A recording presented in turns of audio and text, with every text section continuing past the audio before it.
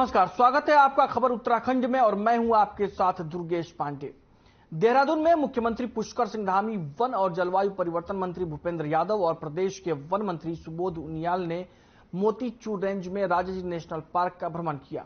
इस अवसर पर काबे टाइगर रिजर्व के वन क्षेत्र में लाई गई एक बाघिन को राजाजी टाइगर रिजर्व के मोतीचूर वन क्षेत्र में बाड़े से छोड़ा गया। मुख्यमंत्री पुष्कर सिंह धामी ने कहा कि राजाजी नेशनल पार्क का ये क्षेत्र पर्यटन हब बने और लोग यहां के प्राकृतिक सौंदर्य को देखने के लिए आए, इस दिशा में प्रयास किए जा रहे हैं। इकोलॉजी और इकोनॉमी में संतुलन बनाए रखने और पर्यावरण के संरक्षण और संवर्धन की दिशा में निरंतर कार्य किए जा रहे हैं। बैंक की ओर से एक बार फिर मिनी नोटबंदी करी गई है। 2000 का नोट फिर बंद कर दिया गया। कई तरह की प्रतिक्रिया इस पर सामने आ रही है। देखिए, हमारे देश के प्रधानमंत्री आदरणीय मोदी जी ने जब वो प्रधानमंत्री देश के बने थे उसी समय से कहा था कि काले धन पर वो अंतिम समय तक अंतिम प्रहार करेंगे जब तक कि ये पूरा काला धन समाप्त न हो जाए। देश की अर्थव्यवस्था को सुधारने के लिए, देश की अर्थव्यवस्था को बढ़ाने के लिए उन्होंने जो ये प्रयास प्रारंभ किए हैं, उसी कड़ी में ये भी काम हुआ है। 2000 का जो नोट है, लेकिन इसमें किसी को पैनिक होने की आवश्यकता नहीं है। 23 मई से लेकर 30 सितंबर तक ये नोट बदले जा सकेंगे और प्रत्येक दिन 20,000 रुपये बदले जा सकेंगे। तो कोई बहुत दिक्कत वाली बात नहीं है और एक प्रक्रिया के तहत ये काम हुआ है। मैं आदरणीय प्रधानमंत्री जी का अभिनंदन करना चाहता हूँ कि उनके नेतृत्व में आज भारत की अर्थव्यवस्था इन्हीं सब कारणों से, जीएसटी लागू होने के कारण से, नोटबंदी होने के कारण से, देश के अंदर तमाम जो आर्थिक और भौतिक रूप से जो विकास की प्रक्रिया आगे बढ़ी है, सुधार आगे बढ़े हैं। आज हमारा देश विश्व की 5वीं अर्थव्यवस्था बन गया है, जो अपने आप में एक हमारे सबके लिए बड़ा गौरव का विषय है। ये राजनीतिक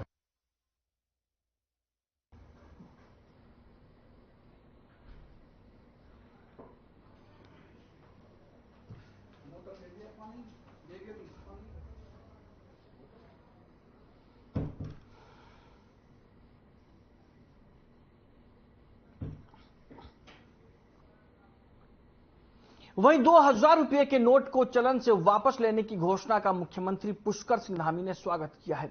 उन्होंने ये कहा कि प्रधानमंत्री नरेंद्र मोदी के नेतृत्व में चलने वाली केंद्र सरकार द्वारा पहले लिए गए नोटबंदी के फैसले का असर लगातार दिखाई दे रहा है। कठिन परिस्थितियों में भी देश की अर्थव्यवस्था लगातार आगे बढ़ रही है और पहले हम 11वें नंबर की अर्थव्यवस्था होते थे, आज हम 5वें नंबर की अर्थव्यवस्था हैं। उन्होंने पड़ोसी मुल्क का उदाहरण देते हुए कहा कि वहां पर किस तरह से भुखमरी और लाचारी देखी जा रही है। मुख्यमंत्री धामी ने प्रधानमंत्री नरेंद्र मोदी के ऐतिहासिक फैसले की तारीफ की है और उनका आभार जताया है। देखिए, आदरणीय प्रधानमंत्री मोदी जी के प्रधानमंत्री बनने के बाद समय समय पर ऐतिहासिक निर्णय लिए गए हैं। पहले भी जो नोटबंदी हुई थी उसका परिणाम लगातार हम सबको देखने को मिल रहा है कि भारत की अर्थव्यवस्था बहुत सारे कठिन समय में भी अर्थव्यवस्था में प्रगति रुकी नहीं। जहां हम 11वें नंबर की अर्थव्यवस्था होते थे, 5वें नंबर की अर्थव्यवस्था हो गए। वहीं हम देख रहे हैं कि हमारे पड़ोसी देश जो काला बाजारी और तमाम प्रकार से भारत के लचर व्यवस्था के कारण से काला धन और तमाम प्रकार की जो तस्करियां ये सब होते थे, उसके परिणाम अब देखने को मिल रहे हैं कि भारत लगातार आगे बढ़ रहा है। और हमारे पड़ोसी देश पाकिस्तान का हाल देख लीजिए, किस प्रकार से भुखमरी हो रही है, किस प्रकार से वहां पर बेरोजगारी, बेगारी बढ़ी है। ये हमारे सामने उसका परिणाम है। मैं आदरणीय प्रधानमंत्री जी का धन्यवाद करना चाहता हूं कि उन्होंने पहले नोटबंदी करी और अभी आरबीआई ने जो निर्णय लिया है, ये निश्चित रूप से कहीं ना कहीं उनका एक कथन कि इस जो काले धन का जो व्यापार है, काले धन का जो काम है, उसको पूरी तरह से जड़ से समाप्त करूंगा उन्होंने कहा था, वो इस दिशा में आगे बढ़ रहा है। वहीं प्रदेश में पर्यटन गतिविधियों को बढ़ावा देकर रोजगार और स्वरोजगार के संसाधन बढ़ाए जाए। पर्यटन विभाग द्वारा संचालित योजनाओं का लोग कितना लाभ ले पा रहे हैं, इसका पूरा आकलन किया जाए। जिन योजनाओं में आम जन का रुझान बढ़ा है, इनमें यदि टॉपअप लोन और सब्सिडी की धनराशि बढ़ाने की आवश्यकता प्रतीत हो रही है तो इसका भी प्रस्ताव तैयार किया जाए। ये निर्देश मुख्यमंत्री पुष्कर सिंह धामी ने सचिवालय में सशक्त उत्तराखंड @25 के लक्ष्यों को प्राप्त करने के लिए पर्यटन विभाग द्वारा तैयार किए गए अल्प, मध्य और दीर्घकालिक रोड मैप की समीक्षा के दौरान अधिकारियों को दिए। पर्यटन मंत्री सतपाल महाराज ने कहा कि राज्य में ट्रैकिंग, पैराग्लाइडिंग, राफ्टिंग के क्षेत्र में अनेक संभावनाएं हैं। इस दिशा में तेजी से कार्य भी हो रहे हैं। उन्होंने कहा कि धार्मिक और पर्यटक स्थलों पर स्थानीय उत्पादों को बढ़ावा दिया जा रहा है। राज्य में धार्मिक पर्यटन के साथ साथ आध्यात्मिक और साहसिक पर्यटन को भी तेजी से बढ़ावा दिया जा रहा है। वन डिस्ट्रिक्ट वन डेस्टिनेशन के क्षेत्र में तेजी से कार्य किए जा रहे हैं।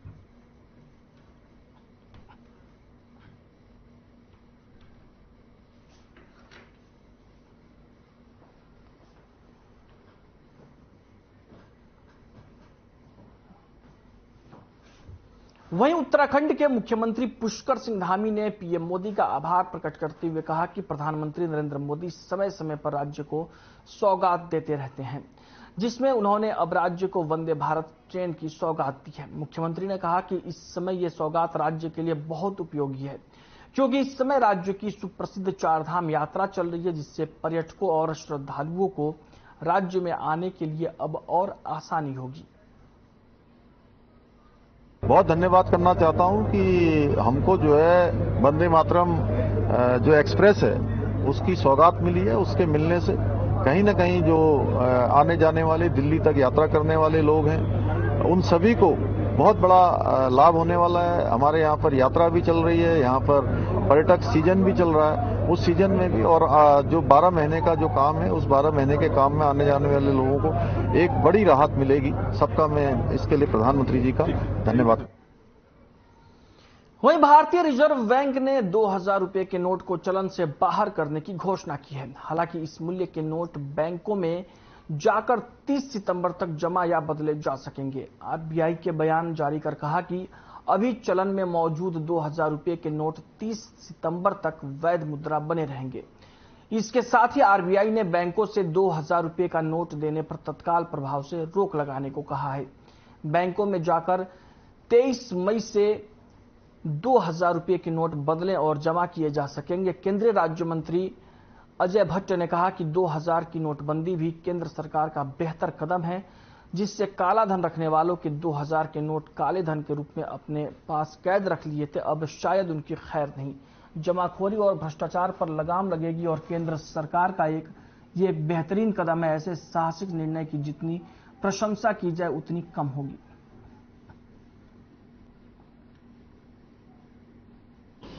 बहुत कुछ लगी है पहले भी, और चिल्लाने वाले आज भी चिल्ला ही रहे हैं। कई लोगों के नोट सड़ गए, कई लोगों के नोट जमीन दोज हो गए, कई लोगों ने उस समय नदियों में बहा दिए। वो रिकॉर्डेड नहीं थे, कहीं रिकॉर्ड नहीं था उसका,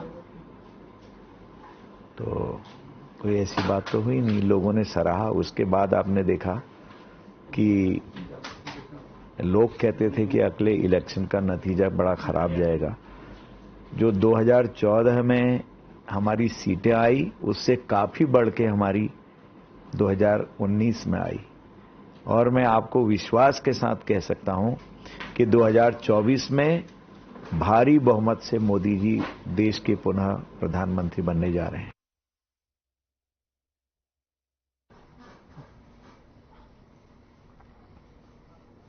लक्ष्मण झूला थाना क्षेत्र में 24 मई को होने वाले G20 के कार्यक्रम को लेकर पुलिस ने सुरक्षा की दृष्टि से पूरे क्षेत्र को 5 जोन और 12 सेक्टर में विभाजित कर दिया है। जोन और सेक्टर की जिम्मेदारी 5 एसपी और 8 सीओ को सौंपी गई है। वहीं एसएसपी श्वेता चौबे G20 के कार्यक्रम को लेकर सुरक्षा व्यवस्था जांचने के लिए लक्ष्मण झूला थाना क्षेत्र पहुंची।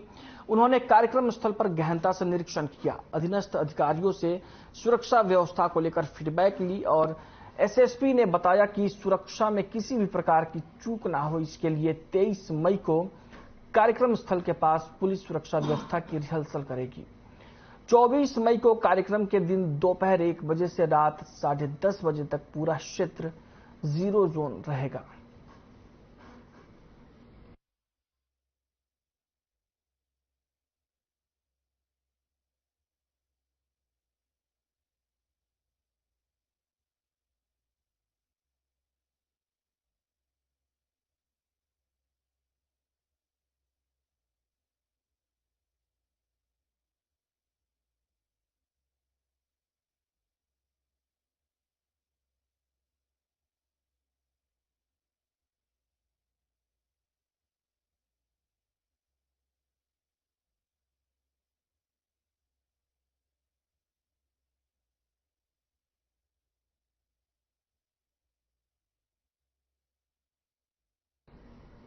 वहीं उत्तराखंड बीजेपी की प्रदेश कार्य समिति की बैठक आज से देहरादून में शुरू हो गई है, जिसमें 2 दिवसीय इन बैठकों में बीजेपी नेता आगामी चुनाव को लेकर अपनी रणनीति पर मंथन कर रहे हैं। मामले पर मुख्यमंत्री पुष्कर सिंह धामी ने कहा कि बैठकों के माध्यम से बीजेपी अपने संगठन के कार्यक्रम और चुनावी रणनीति तय कर रही है ताकि चुनाव में उसका लाभ मिल सके। वहीं मामले पर जानकारी देते हुए प्रदेश अध्यक्ष महेंद्र भट्ट ने कहा कि प्रदेश पदाधिकारियों की बैठक में आगामी लोकसभा चुनावों को मद्देनजर रखते हुए कार्यक्रम तय किए गए हैं, जिसमें लोकसभा सांसदों को ध्यान में रखते हुए योजनाएं और कार्यक्रम बनाए गए हैं ताकि आम जनता तक बीजेपी की पकड़ मजबूत हो सके और बीजेपी को चुनाव में उन्हीं का लाभ मिल सके। भारतीय जनता पार्टी की केंद्र की सरकार माननीय प्रधानमंत्री मोदी जी के नेतृत्व में चलने वाली सरकार ने 9 सालों का कालखंड पूरा किया है और इस 9 साल के कालखंड में अभूतपूर्व निर्णय लिए गए हैं। ऐसे निर्णय लिए गए हैं जो आम जनता को, सामान्य जनता को, गरीबों को, पिछड़ों को और जो समाज के अंतिम छोर में लोग रहते थे, उन सबको जिन योजनाओं की आवश्यकता थी, जिन नीतियों की आवश्यकता थी, जिन कार्यक्रमों की आवश्यकता थी, वो सारे कार्यक्रम इन 9 सालों में देश की जनता को आदरणीय प्रधानमंत्री मोदी जी के कालखंड में समर्पित किया गया है। तो उन की दृष्टि से हमारी पदाधिकारी बैठक थी और लक्ष्य एक ही रखा कि उत्तराखंड के अंदर 51% वोट, चाहे वो नगर पालिका चुनाव हो, चाहे हमारे लोकसभा के चुनाव हो, चाहे बागेश्वर का उपचुनाव हो, भारतीय जनता पार्टी 51% वोट मत कैसे प्राप्त कर सकती है, उस दृष्टिकोण के कार्यक्रम की रचना हमने की है। इसमें हमने मुख्य रूप से अपने सांसदों पर केंद्रित कार्यक्रम का स्वरूप दिया है, क्योंकि अब सांसद लोकसभा का चुनाव है, सांसदों का प्रत्येक विधानसभा में जाना हो, इस दृष्टिकोण से कार्यक्रम किया। 24 तारीख को हमारी जिले की बैठकें हैं, जहां प्रदेश के पदाधिकारी बैठकों में जाएंगे। वहीं हल्द्वानी में एसएसपी पंकज भट्ट ने सेक्स रैकेट के मामले का खुलासा किया है। हल्द्वानी कोतवाली में खुलासा करते हुए एसएसपी पंकज भट्ट ने बताया कि इस मामले में पुलिस ने 3 महिला और 3 पुरुषों को गिरफ्तार किया है। सभी अभियुक्तों को हल्द्वानी से गिरफ्तार किया गया है। पकड़ी गई मुख्य अभियुक्त तानिया है, जो लड़कियों को जिस्म फरोशी के धंधे में ढकेलती थी।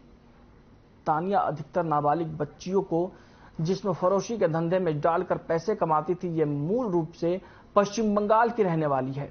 इसके साथ ही कुछ अन्य साथी भी पश्चिम बंगाल के हैं।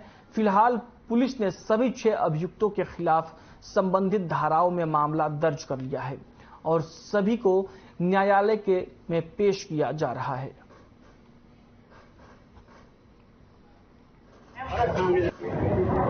इसमें 14 तारीख को वेस्ट बंगाल से एक सूचना प्राप्त हुई कि एक नाबालिग जो बच्ची है उसको एक व्यक्ति रेलवे स्टेशन की ओर लेके जा रहा है। इस सूचना पे एंटी ह्यूमन ट्रैफिकिंग द्वारा काम किया गया, उस बच्ची को रेस्क्यू किया गया। ये जो व्यक्ति था वो फरार हो गया। इसके बाद जो उसका हाउस था उसमें जाकर के पुलिस द्वारा जो तलाश करने की कोशिश की गई, तो उसमें इनके द्वारा कांस्टेबल से मारपीट की गई। इसमें मुकदमा कायम करके 3 लोगों की पुलिस द्वारा अरेस्टिंग की गई। इस पर लगातार पुलिस काम कर रही थी। इसमें तानिया का नाम सामने आया था कि ये नेटवर्क ऑपरेट करती है और इसके द्वारा यहाँ पे लगातार ऐसी गतिविधियां की जा रही हैं।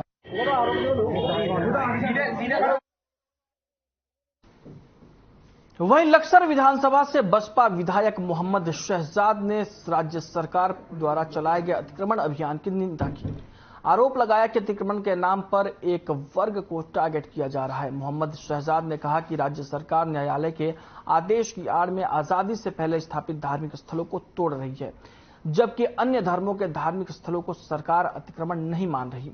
मोहम्मद शहजाद ने यह आरोप भी लगाया कि बीजेपी सरकार ने विकास के नाम पर कुछ नहीं किया, लेकिन लोकसभा चुनाव आते ही बीजेपी सरकार हिंदू मुस्लिम की राजनीति पर उतारू हो गई है। सरकार के इस कार्य की निंदा के अलावा कुछ नहीं किया जा सकता।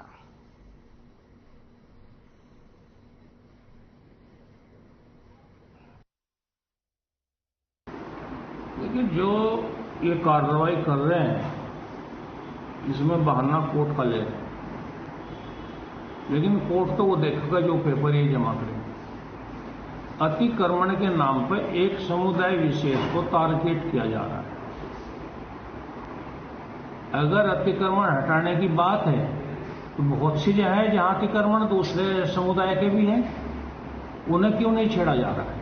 उन्हें तो कोई हटाने की बात नहीं हो रही है। और जो मजार 200 साल 300 साल 500 साल के बने हुए हैं उन्हें अतिक्रमण कैसे मान सकते हैं?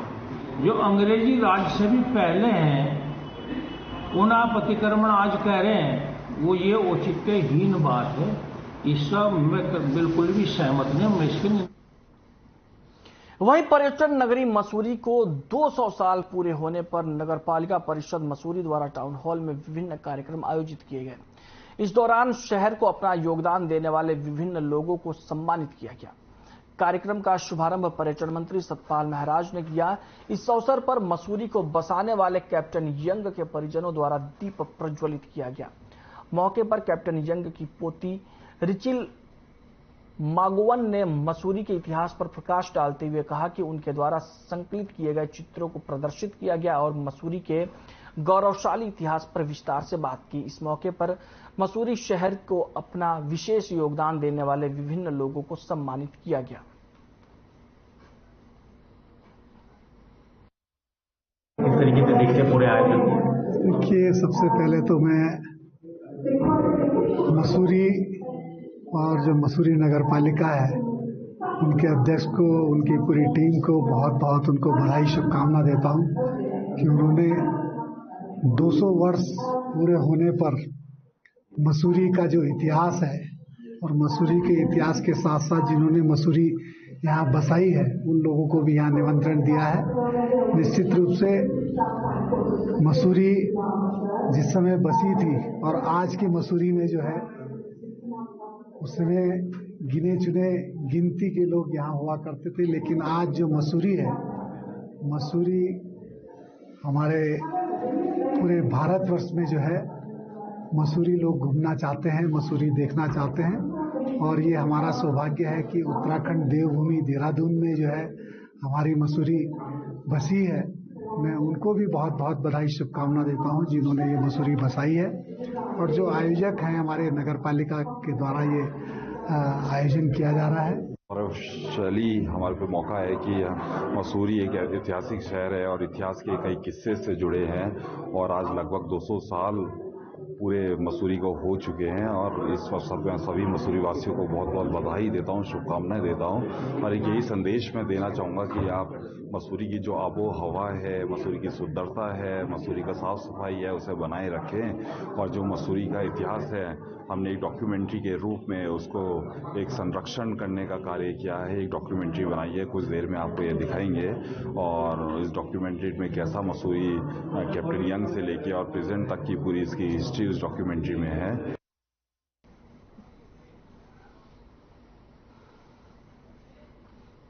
वहीं उधम सिंह नगर एसओजी की टीम ने 35 लाख रुपए के खोए हुए स्मार्ट मोबाइल फोनों को लोगों को वापस लौटाया। आपको बता दें कि जिले के एसएसपी मंजूनाथ टीसी ने रुद्रपुर स्थित पुलिस ऑफिस में सभी मोबाइल फोन स्वामियों को फोन वापस किए।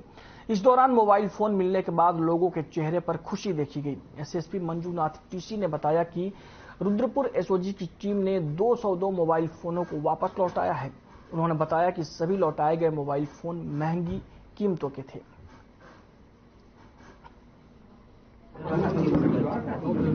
पुलिसिंग का मतलब केवल बड़ा अपराधों को खोलना या फिर खुलासा करना नहीं होता। एक मध्यम वर्ग का परिवार को हमेशा यही रहता है कि उनका जो छोटी छोटी सी सामान जो होता है उसमें मोस्ट इंपॉर्टेंट पार्ट है आपका मोबाइल फोन। हर व्यक्ति मोबाइल फोन के लिए बहुत अपना जमा पूंजी खरीद के वो जो है स्मार्टफोन खरीदता है। तो हम हमेशा जो भी मोबाइल फोन खोते हैं उन सारे एप्लीकेशंस को रिसीविंग करते हैं उधम सिंह नगर जनपद में और उसको ट्रैकिंग पे डालते हैं एसओजी के द्वारा। आज एसओजी की टीम द्वारा विगत 3-4 माह से जितने भी एप्लीकेशन आए थे उनमें से मैक्सिमम फोन्स को ट्रेस किया गया है। तो आज जो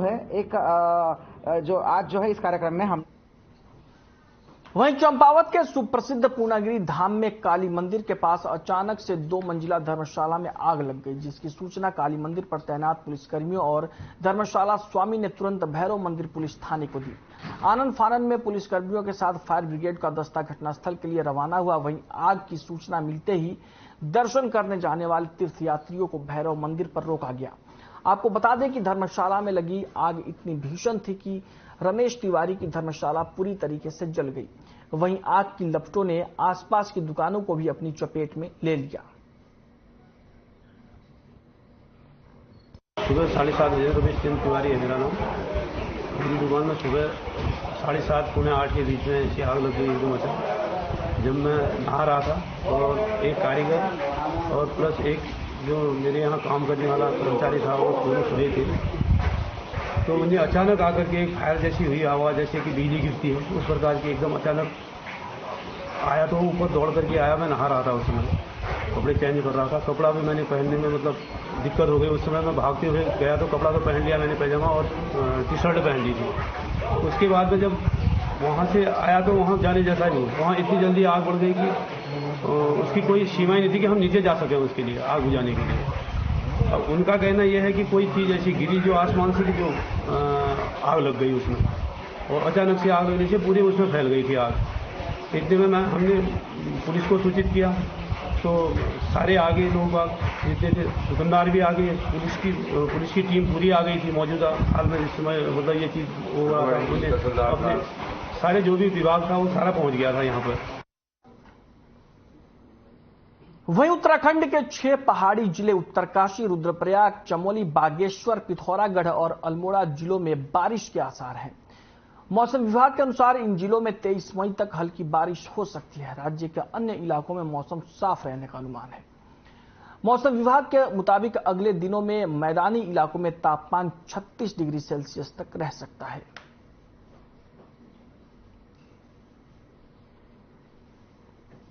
तो मिलेगी जो 21-22 में तो हो सकता है छुटपुट और भी जगह मिल जाए, लेकिन जब आप 23-24 तारीख में जाएंगे तो 23 तारीख से जो एक्टिविटी वो बढ़ने वाली है। तो 23 तारीख से जो रेन थंडरस्टॉर्म है कुछ जगहों में आपको प्रदेश में देखने को मिल जाएंगे। हल्की से मध्यम तक की उनकी जो इंटेंसिटी वो देखने को मिलेगी। और आगे देखें 24 से लेके और 27-28 तक भी जो है तो एक्टिविटी वो कंटिन्यू करने वाली है। जो रेन थंडरस्टॉर्म एक्टिविटी है 24, 25 या 26 में, तो उसमें जो है उसका थोड़ा पीक भी रहेगा।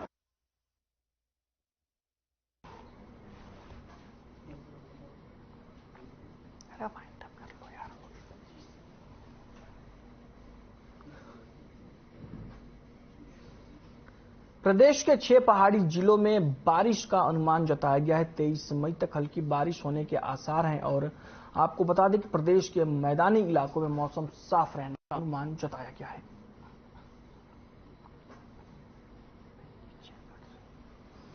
तेईस मई तक हल्की बारिश का अनुमान है और पहाड़ी जिलों में बारिश हो सकती है। 23 मई तक हल्की बारिश हो सकती है। वहीं मैदानी इलाकों में तापमान 36 डिग्री सेल्सियस तक रहने की संभावना जताई जा रही है।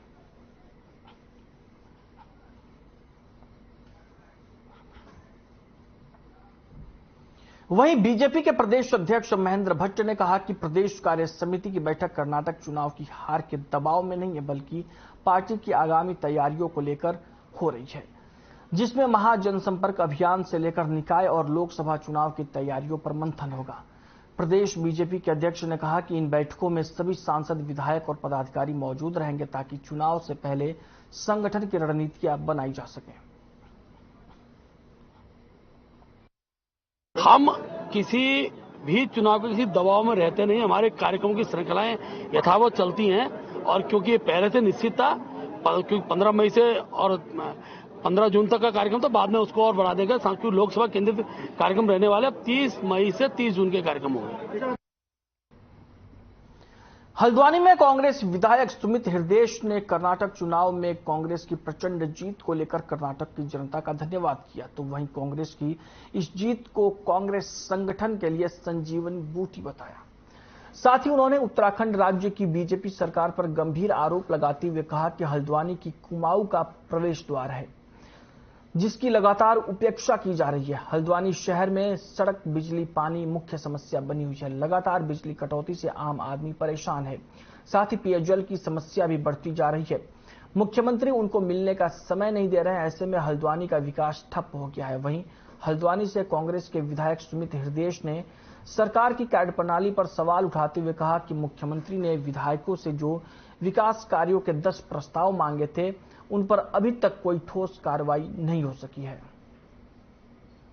चुनाव तो संजीवनी बूटी तो देखिए हिमाचल के चुनाव से मिली थी, कर्नाटका के चुनाव से नया उत्साह मिला है और पूरे देश में एक परिवर्तन की बयार चल रही है।